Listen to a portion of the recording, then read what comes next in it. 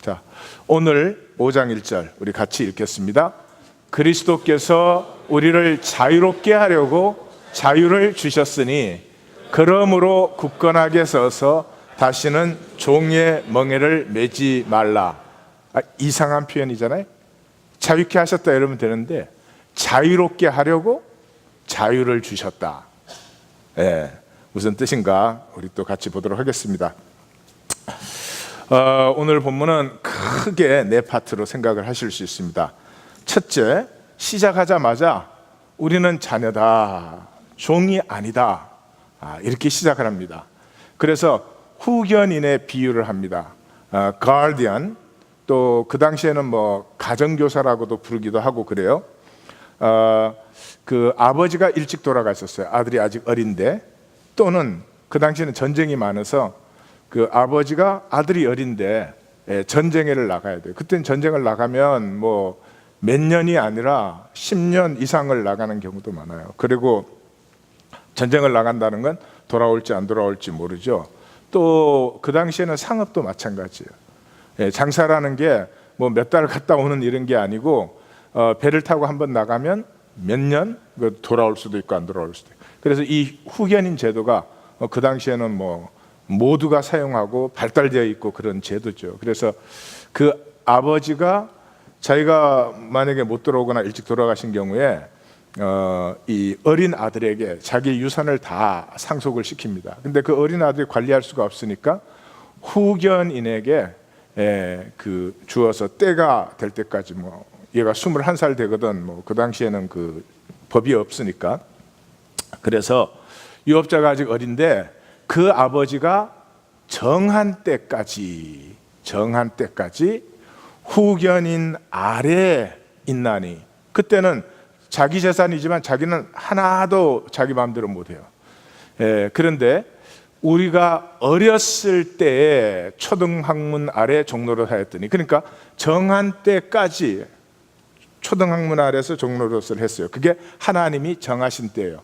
그래서 오늘 본문에 이렇게 대조가 여러 번 나옵니다. 여기 3절에 초등학문이 뭐를 하느냐, 이제 다음 4절에 들어가면 또 하나님이, 그래서 초등학문이 하는 것과 하나님이 하는 것을 대조시켜주고 있어요. 근데 이미 이 초등학문이라고 하는 것은 율법의 행위를 말하는 것이죠. 이 율법의 행위는 어제 본문에서 가두었다, 매인바 되었다, 갇혔다라고 하는 감옥 용어를 사용하고 있습니다.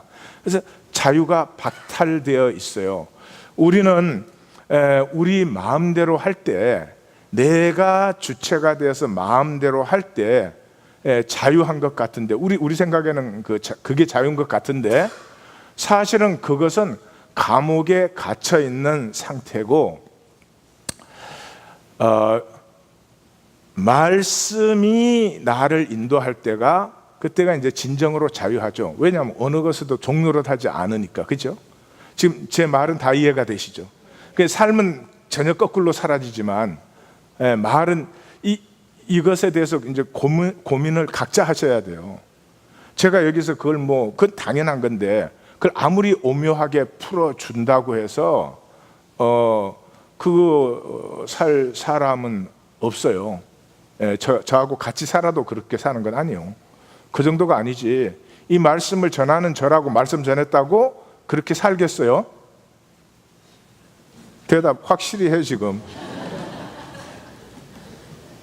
이 교회는 내 본전을 알아가지고 이게 정말 참 영업하기가 보통 힘든 게 아니에요.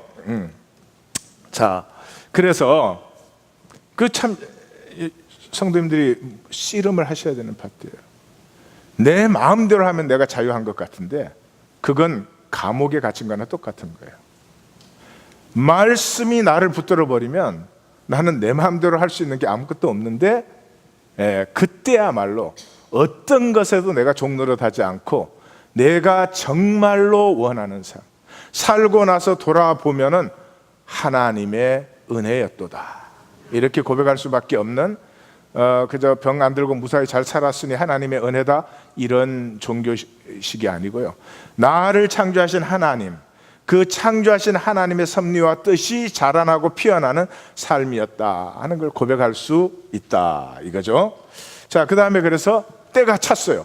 때가 찰 때까지 후견이 나라에 있어야 되는데 때가 참에, 이게 때가 참에, 그 유업자가 되는, 자녀가 되는 때가 찬 거예요. 하나님이, 아까는 초등학문이, 이제는 하나님이 그 아들을 보내사, 이 땅에 우리가 그 하나님의 자녀인 줄도 모르고 자녀인 유업을 누리지 못하는 우리를 위하여 하나님이 자기 아들을 보내셨어요. 그 아들을 보내신 것은 아들의 영을 우리가 받을 수 있도록. 그러니까 그 아들을 보냈는데 여자에게서 나게 하시고 율법 아래서 나게 하셨어요. 그 이유는 여자에게서 나고 율법 아래에 있는 우리를 속량하려고, 그래서 속량해서 아들의 명분을 주기 위해서. 그래서 그 아들의 영을 우리에게 주시기 위해서다. 그러니까 보세요, 하나님이 아들을 보내셨어요. 근데 그 아들의 생명은 이미 시작하자마자 그랬죠. 우리를 속량하려고, 대속하려고 자기 몸을 내어주셨다. 그 몸속에는 뭐가 들어있을까요? 몸속에는 뭐가 담아져 있을까요? 생명이 담아져 있죠. 그 아들의 생명을, 자기 몸을 내어주셨다는 건 생명 전체를, 삶 전체를 우리에게 주셨다는 거죠. 그게 아들의 영을 받는 것이죠. 그 삶을 나누어 받는 것이 아들의 영을 받는 것이다. 그 삶은 무슨 삶이었나요?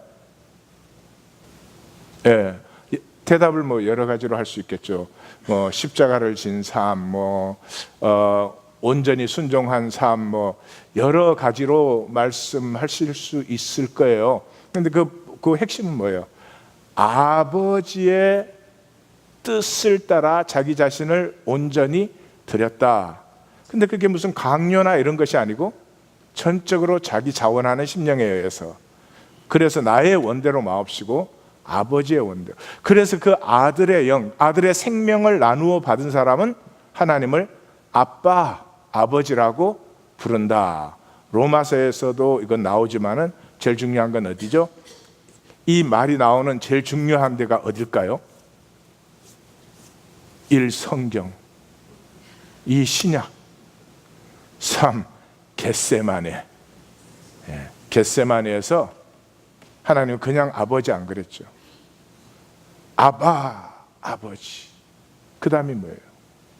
나의 원대로 마옵시고 아버지의 원대로. 그 아들이 완성된 거죠. 그래서 그러므로 그 아들의 영을 받았으면 너희가 더 이상 종이 아니고 이제는 아들이다. 아들은 누구냐? 유업을 누린 사람입니다. 유업. 그 아들이다. 그런데 유업을 못 누리면 그건 유업 못 누리는 아들은 그 뭐요? 어떻게 가짜라 그래야 되나 뭐라 그래야 되나 하여튼 그런 거예요. 자, 그 다음에 이제 8절에서 11절. 그러므로 돌아가면 헛된다. 때가 차서 이제 아들의 영을 받아서 이 아들의 유업을 누리게 했는데, 근데 돌아가면 안 되지. 때가 차기 전으로, before. 그래서 여기 9절에서는 핵심이 9절이 되는 거예요. 하나님을 알 뿐더러 하나님의 아심바 되었거늘. 그 뭐야? 하나님과 지금 통하고 있는 거예요. 우리가 하나님을 알 뿐더러 하나님도 우리를 아시죠. 우리 기독교는 그러잖아요. 나는 하나님 안다 그래요. 근데 하나님은 내가 너를 도무지 알지 못하노라. 이게 코이노니아 말하는 거예요. 코이노니아는 교통이잖아요. 기독교는 우리가 다 하나님을 알지. 근데 하나님은 기독교 모릅니다. 전 예수님이 지금 이 세상에 오시면 다 이해하실 거예요. 그분은 정치를 왜 저렇게 하는지, 경제를 왜 저렇게 하는지, 저 문화가 뭔지 다 이해하실 거예요. 근데 딱 이 기독교에 오시면 얘들이 여기 와서 지금 저게 왜 모인 거냐? 막 모여갖고 막 하나님께 예배한다고 막 그래. 근데 또 서로 막 미워하고 판단하고 정죄하고 난리야. 그리고 자기 성격에 요만큼이라도 걸리면 아주 정죄와 판단이 대단해요. 예배한다고 모인 거는 같은데 또 모여서 하는 짓은 전혀 반대의 짓을 하고, 그래서 예수님이 아마 분열증으로 입원하게 되실 거야. 우리는 얼마나 능력 있게 잘해냈는데.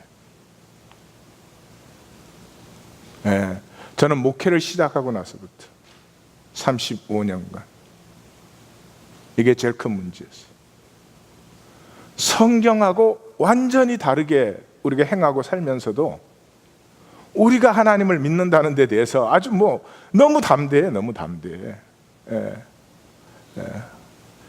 내 혼과 영과 관절과 골수가 찔러 쪼개어져도 부족한데 너무 담대하지. 이게 뭔가, 왜 우리가 이렇게 되어 있는가? 물론 우리가 갑자기 만들어내서 그렇게 하는 건 아니죠. 내일 아마 보실 거예요. 왜 우리가 이런 이상한 짓을 하고 있는가? 하나님을 알 뿐만 아니라, 우리가 하나님을 알 뿐 아니라 하나님의 아신 바 되었다. 하나님과 교통이야. 그러니까 그때, 그 때가 차기 전에, 그때에는 너희가 before you were slave, 종노릇을 하는데, 어찌하여서 때가 차서 아들의 영을 주어서 유업자로 살게 하는데 돌아가서 종노릇을 하려고 하느냐? 그 다음에 뭐예요? 그 종노릇이 날과 달과 절기와 해를 지키니, 주일 3일 새벽 성회, 이런 거 하는 거죠. 이거 하지 말라는 얘기일까요? 이거 하지 말라는 얘기일까요? 아니죠. 사도들이 성전에 올라갔습니까? 안 갔습니까? 올라갔죠. 서원했습니까? 안 했습니까? 했죠. 그러면 사도들이 하는 것과 유대교도들이 하는 것이 뭐가 달랐어요? 유대교도들은 율법의 행위로 해야 되니까. 이제 사도들은 그것을 자기 하나님의 뜻을 이루는 것을 위해서 자기가 마음껏 사용하는 거죠. 자유하게. 종교 생활을 하니 헛될까 두려워하노라, 그렇게 말하죠. 그리고 이 날과 달과 절기 해 지키는 것을 초등학문이다. 그리고 3절과 9절에 표현을 하죠. 이 참 재미있는 건데, 초등학문이 뭐냐? 우리 인간 생활에 돌아가는 거죠. 이 에고로 사는 것들인데, 내 계산, 내 에고로 살아요. 훨씬 힘들어요. 그게 막 쪼여올 때는 숨이 막히고 죽는 것 같아요. 그래도 그걸 우리가 절대로 놓지 않습니다. 내 계산, 내 에고로 사는 게 얼마나 힘든지 몰라요. 그 막 걱정, 근심이 임할 때, 여러분 다 삶에 대개는 한 번은 그런 경험들 다 있을 것 같아요. 렌트 낼 시간이 됐는데 렌트가 전혀 마련이 되지가 않아. 그거 지나고 나서 보면 아무것도 아닌데, 그때는 그냥 그것 때문에 반반 또 떨어져요. 또 한국에 있을 때는 이 등록을 해야 되는데, 등록금이, 그때 등록금 지금 생각하면 기가 막히게 조금인데, 그 등록금을 마련할 길이 없는 거죠. 몸이 다쳐서 이상하게 아픈데, 젊은 시절이지만 병원에 가야 되는 것 같은데, 의사한테 봐야 되는 것 같은데, 그냥 아스피린 먹고 견뎌야 되는 거죠. 그 참 이상합니다. 내 에고로 사는 것이 얼마나 힘든 것인지 몰라요. 그런데도 우리가 그걸 놓지 않아요. 왜 그럴까? 저는 그 목회를 하면서 두 가지인 것 같아요. 첫째, 하나는 그게 우리가 아는 세계예요. 참 이상하지만 이건 우리의 의식이 아니죠. 무의식적으로 내가 아는 세계로 내 삶을 끌고 갑니다. 이게 부모가 지옥같이 싸우는 데서 자라난 사람, 그런다 그러면, 만약에 어릴 때 그 안에서 자기가 핸들을 해 나왔잖아요. 그래서 살아남았잖아요. 그러니까 그 세계는, 무의식이, 그 세계는 내가 핸들할 수 있어. 그래서 그이가 안전하게 느껴져요. 그래도 자기 삶을 꼭 그렇게 만들어 가요. 이 두 번째는 이제 수준의 문제인데, 우리 중에 낮은 수준으로 살고 싶은 사람 아무도 없어요. 근데 99.99%는 낮은 수준으로 살아버려요. 그러니까 자, 이제 저녁에 일하고 들어와서 식사하고 이제 씻었어요. 몸이 뭐 노곤하지요. 그때 피곤하지만 뭐 이제 새벽성의 기간이니까 말씀을 다시 한번 읽고 묵상을 하고 그 말씀을 붙들고 30분 기도. 그거 참 기가 막히게 짧은 기도인데 30분 기도 하는 사람이 많겠죠? 아마 우리 중에는 팍 지쳐갖고 소파에 몸을 던진 다음에 요즘은 뭐 보세요? 이 드라마 이름을 알아요. 유도신문을 하지.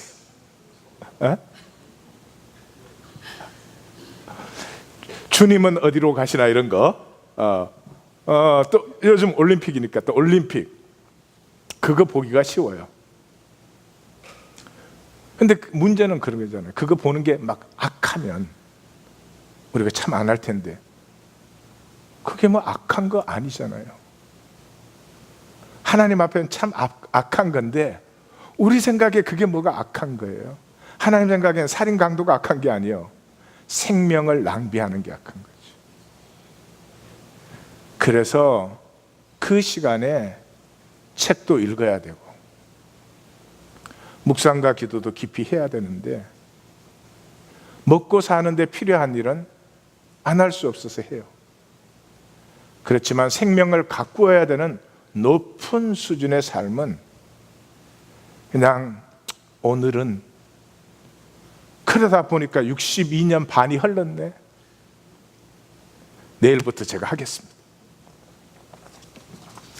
그래서 두 번째 주제는 그러면 돌아가지 않는 길이 뭐냐? 너희들 어떻게 하나님의 은혜를 받았는데 그 유업자 아들이 되기 이전에 자녀가 되기 이전에 그 시간으로 돌아가려고 하느냐? 그 돌아가지 않는 길이 뭐냐? 기억하라 너희가 받은 것을. 그래서 시작이 이래요. 너희도 나와 같이 되기를 구하노라. 갈라디아 교회에 두말할 것도 없이 사도 바울은 자기 간증을 했을 것입니다. 사도행전에 간증이 3번이나 나오죠. 그러니까 이 사람이 내가 왜 복음을 증거하느냐라고 말을 할 때는 담메색에서 하나님이 자기를 만나심으로 율법의 종로로 닫은 자기가 어떻게 은혜의 자유자가 되었느냐, 이게 항상 나오는 거죠. 그래서 이 갈라디아 교인들은 사도 바울이 그 율법의 종로로 닫아가 어떻게 이렇게 그리스도 안에 자유한 사람이 되었냐 하는 것을 알고 있죠. 자유한 삶이 어려울까요? 종로로 닫는 삶이 어려울까요? 자유한 삶이 훨씬 어렵습니다. 우리한테 살기가. 사도 바울의 생애가 그렇잖아요. 그러니까 너희도 나와 같이 되기를 구하노라 할 때는 율법의 종로로 하지 말고 나와 같이 자유를 누려라 그 말이죠. 거기에서 나오는 것이 우리의 코이노니아, 이 코이노니아 하트. 그 코이노니아 안에서 우리가 누리던 그 사랑과 자유의 기쁨, 그 잊어먹은 거 아니겠지? 이렇게 말합니다. 내가 너희에게 들어가서 복음을 전할 때 육체의 약함, 너희를 시험하는 것, 그런 것이 있었음에도 불구하고 너희가 나를 업신여기지도 않고 버리지도 않고 천사와 같이 그리스도 예수와 같이 영접해줬다. 이 바울에게 대접자를 해줬다는 말입니까? 아닙니다. 복음을 전했을 때 함께 나눈 그 코이노니아, 생명의 나눔. 그래서 뭐라고 불러요? 너희 복이 어디 있느냐? 너희 복이 어디 있느냐? 내게 눈이라도 빼주려던 그 복이 어디에 있느냐? 그래서 사람들은 여기에 뭐 이제 육체 약함을 되게 간질이냐, 안질이냐, 말라리아냐, 뭐 3개예요. 근데 뭐 별로 상관은 없죠. 아시는 건 좋을 것 같아요. 너희를 시험하는 것 그랬어요. 시험하는 것 그랬기 때문에 분명히 이렇게 그 당시에는 뭐 병이 다 귀신 들린 것으로 생각을 했지만 특별히 귀신에게 포제스된 그런 것으로 이해하는 병 중에 대표적인 것이 간질이었죠. 그래서 간질이 있을 것이다. 그런 사람이 있고, 밑에 눈이라도 빼주려던, 그래서 안질이다. 예. 그거는 안질은인데 뒤에 6장 11절에 가면 내가 큰 글씨로 너에게 쓰는 것을 보라. 그런데 그거는 그런 의미는 전혀 아니에요. 이제 토요일 날 보시겠지만, 제 생각에는 말라리아지 싶어요. 버가로 들어갔잖아요. 버가에서 요한은 예루살렘으로 떠났는데 버가가 저지대입니다. 그 지역의 풍토병이 말라리아였습니다. 뭐 말라리아 대단히 많았습니다. 근데 말라리아, 그때는 뭐 말라리아 이런 것도 모르죠. 그렇지, 말라리아가 걸리면 간질과 비슷한 증세를 내기도 합니다. 그래서 아마 그 다음 여정이 그래서 어떻게 해요? 갈라디아와 부르기아 고원지대로 갑니다. 말라리아가 없는 지역으로 갑니다. 그런 걸 볼 때 아마 이 버가에서 말라리아를 얻지 않았겠나 생각해집니다. 여기 보십시오. 내가 너희에게 복음을 전할 때 너희가 그 약하고 나의 약하고 시험에 들 만한 것이 있음에도 불구하고 눈이라도 빼줄 정도로 우리의 마음과 기쁨과 사랑이 나누어지지 아니하였느냐. 근데 그 코이노니아의 비밀이 뭐예요? 약할 때 더 잘 나누어지잖아요. 예? 예. 그 아프고 힘들고 그런 사람을 보면 도와주고 싶지. 그랬던 우리인데 나의 참된 말이 원수가 되었느냐. 이간시키는 자들은 그렇게 해서 자기들의 유익을 챙기려고 하는 것이다. 그러면서 그리스도의 형상을 이루기까지 다시 해산의 수고를 하는다. 그렇죠? 그래서 이미 설명드렸어요. 아기가 엄마 뱃속에 잉태될 때 아기가 잉태되는 게 아닙니다. 단세포 엠브리오가 여기 생기는 거죠. 그게 뱃속에서 사람의 형상까지 이릅니다. 그러면 출산이 되는 거죠. 사도 바울이 말씀을 전하는 게 뭐예요? 우리 속사람이 엠브리오로 있는데 이게 열려서 그리스도의 형상되게 하는 거죠. 그러면 출산을 시키면 그때부터는 그 사람이 자라가야 되는 거죠. 물론 그 공동체 안에서 양육이 있지만은 자기가 우리는 이 기독교는 이 엠브리오를 어떻게 그리스도의 형상으로 우리의 속사람이 자기 이너펄슨인 줄 알아요. 속사람이 그리스도예요. 이 엄마가 애를 보고 빵긋빵긋 웃어주고 애도 웃고 이러면 이걸 통해서 태어난 아기가 엄마를 통해서 이 땅에서 살 수 있는 생명으로 자라가잖아요. 그리스도가 속사람이 되어서 내 엠브리오가 열리면 그리스도가 이렇게 빵긋빵긋 웃어주는 거죠. 그 그리스도의 사랑과 교감이 되면서 그리스도의 형상으로 자라갔을 때 우리가 출산을 해야 되는데 우리의 임신 기간은 지금 너무 길어. 한번 옆에 물어봐요. 몇 년째시오? 세 번째, 자유하니 이제는 너희가 자유하니 종노릇 하지 말라 하는 거예요. 근데 자유한데 종노릇 하지 말라는 이 부분은 랍비식으로 얘기를 합니다. 그러니까 이 율법주의자들, 이 할례파들이 자기들이 정통 유대교의 랍비 전통을 가진 정통, 저는 이 정통 밥통 그런 사람들을 정말 싫어요. 근데 하여튼 뭐 기독교는 그게 껌뻑 넘어가 있습니다. 그게 사실은 그게 전부입니다. 그래가지고 우리가 유대교 랍비 정통파야, 그걸 가지고 이제 바울을 공격하고 할례 받고 율법 지켜야 돼 이렇게 한 거죠. 그러니까 이 부분에서는 랍비식으로, 랍비 교육받은 사람이 바울이 참 멋진 사람이에요. 랍비식으로 딱 나와요. 내게 말하라, 이게 랍비식이에요. 그 문답 교육을 할 때 내게 말하라, 이게 제자들에게 질문하는 거예요. 내게 말하라, 율법 아래 있고자 하는 자들아, 율법을 듣지 못하느냐. 뭐예요? 너 율법, 그래, 그럼 율법 똑바로 알아? 그래, 율법 갖고 얘기 한번 하자, 이런 거죠. 그래서 랍비들이 그 당시 사용하는 비유법을 그대로 사용합니다. 그래, 두 아들이 있었어.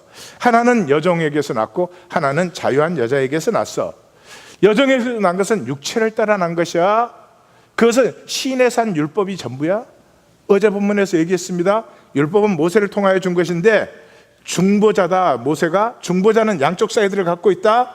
그러므로 율법을 받는 백성도 있지만 하나님도 있는 것을 주는 것도. 근데 너희들 하나님은 까맣게 잊어먹고 이 율법만 들고 너네의 무슨 자격증 삼았지.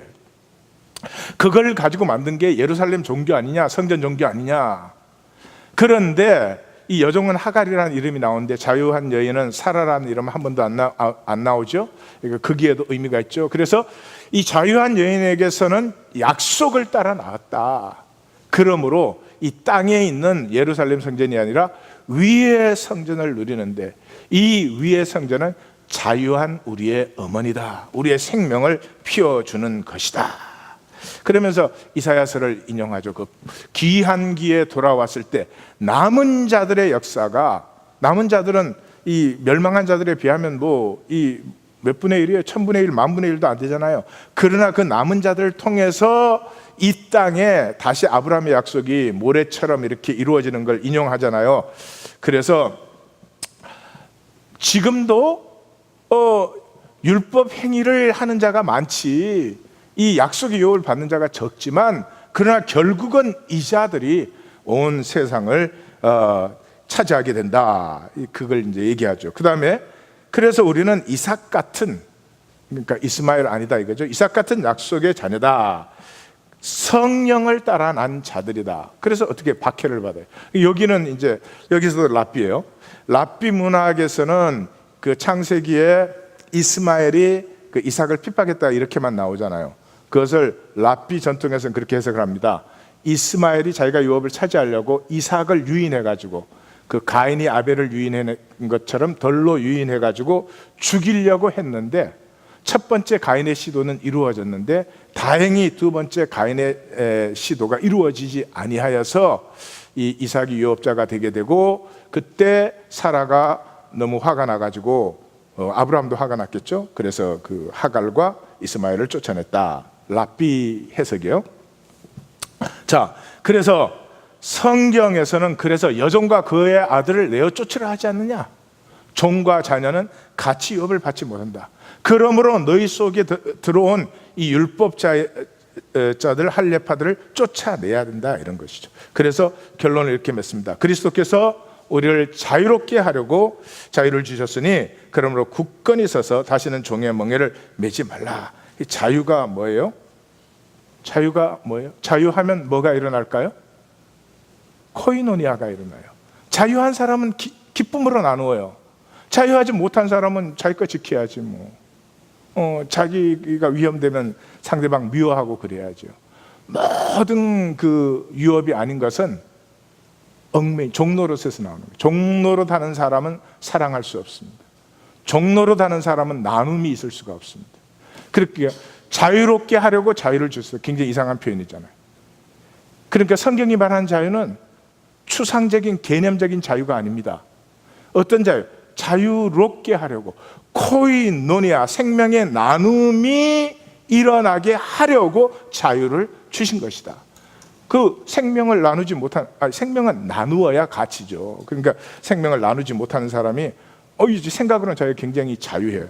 뭐 철학적으로 자유, 그건 웃기는 거다 이 말이죠. 마지막으로 코이노니아의 자유. 여기서는 이제 이 시작이 그래요. 보라 나 바울은, 몇 번 나오는 표현이에요. 신약 성경에 굉장히 강조하죠. 보라 나 바울은.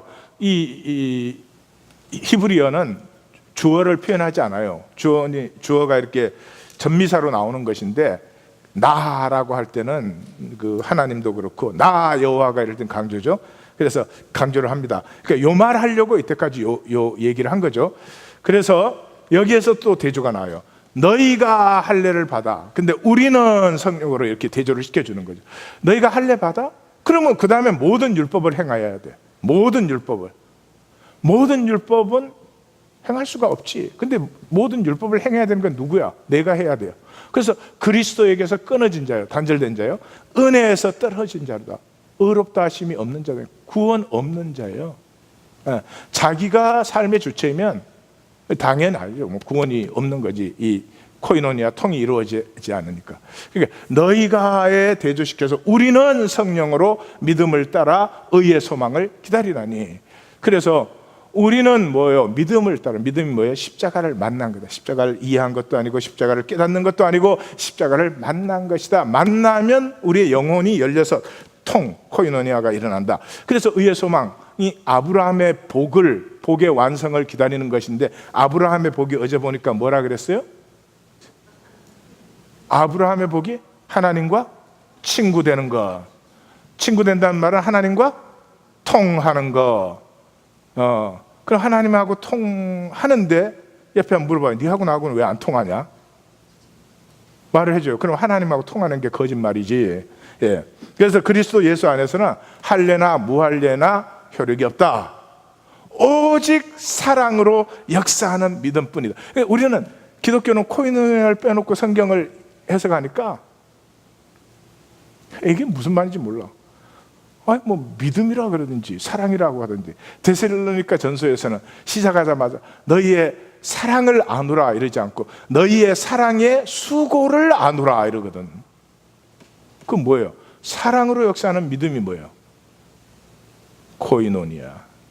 그러니까 우리의 믿음은 입술로 믿습니다입니까? 예. 생명이 통하지 않으면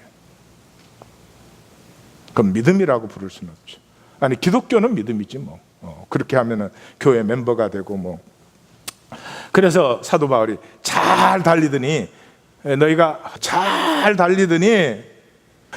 다름질을 잘 하더니, 그런데 누가 너희를 막아? 진리를 순종하지 못. 여기 진리 그러면 벌써 2장에서 우리가 만난 복음의 진리.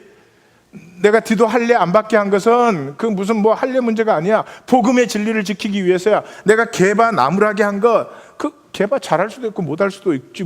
그게 아무것도 아니지. 그게 복음의 진리를 지키기 위한 거야. 근데 그 복음의 진리가 뭐였어요? 코이노니아였죠. 코이노니아. 외모에 상관없이 이제는 생명이 교통하는 나눔. 그게 폐해지니까 내가 개바라도 나무랬다.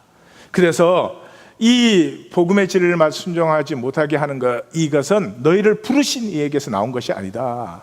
그러므로 조심해라. 적은 누룩이 온 덩이에 퍼지느냐. 이게 참 이상해요. 우리 에고는 조그만한 것에서 모든 것이 시작돼요. 뭐 제가 나를 바라보는데 눈초리가 좀 이상했다. 뭐 이런 거예요. 지나가는데 나 싹 무시하고 지나갔다. 뭐 이런 거예요. 이런 거. 예. 그게 온 덩이에 퍼져. 그래서 막 한 달 내내 또 이제 묵상을 깊이 하셔. 그래가지고 파도가 일어나더니 폭풍이 되더니 풍랑이 되더니 그만 이렇게 되었어. 예, 그런데도 마감은 이제 굉장히 격려를 합니다. 그렇지만 나는 확신한다. 너희가 다른 마음을 품지 않을 것을 나는 확신한다. 내가 할례 전하면 왜 박해를 받겠냐? 유대인들에게는 십자가가 꺼리끼는 것 아니에요. 십자가 전하니까 내가 박해받는 것 아니냐.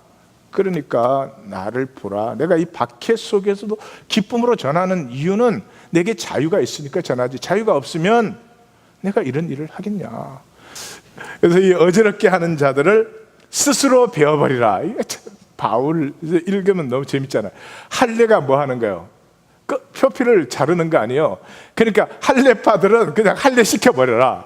지금 바울이 그 얘기 하는 게 너무 옆에 물어봐. 바울의 말은 저렇게 재밌는데 이학권 성도의 말은 왜 졸리냐?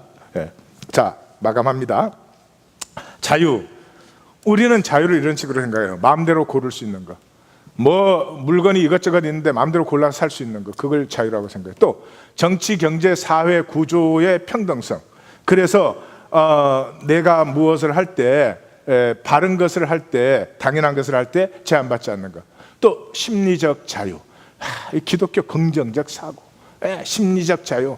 막 좋게 생각해, 막 긍정적으로 생각해, 많이 생각해. 앞으로 지옥에 가서도 계속 긍정적으로 생각하면 지옥이 천국으로 바뀔지 모르니까. 그 다음에는 이제 수도적 해탈, 어떤 도를 통한다든지 이런 것을 통해서 해탈을 누리는 이런 걸 자유라고 합니다. 예, 그런 자유도 뭐 필요한 것이고 좋을 수도 있겠죠. 그러나 그것은 다 현상 세계 안에서의 자유입니다. 그렇죠? 현상 세계가 없으면 뭐 해탈도 필요 없고 긍정적으로 생각할 필요도 없는 거죠. 성경이 말하는 자유는 두 가지예요. 그리스도와의 연합이에요. 그리스도와 연합됨으로 말미암아 나의 옛 시간이 끝나고 새 시간이 열렸다. 이게 마가의 선포, 이게 베드로의 선포, 이게 바울의 선포. 새 시간. 옛 사람은 죽었고 새 사람이 열리는 새 시간이 열렸다 이거예요. 이게 그냥 가슴에 꼽혀 있어야 됩니다. 자, 이 새 시간에 이루어지는 것이 뭐냐? 코이노니아예요. 내가 하는 게 아니에요. 나됨과 너됨의 진실 안에서, 그리스도 안에서 교통하는 거죠. 부활하신 주님의 임재 안에서 생명이 통하기 시작해요. 세상 두려움과 정죄와 판단 때문에 막혀있던 너와 나 사이에 영혼과 영혼이 통하기 시작하는 그런 기쁨을 누려요. 그래서 끝냅시다. 너무 착해졌어. 하나님,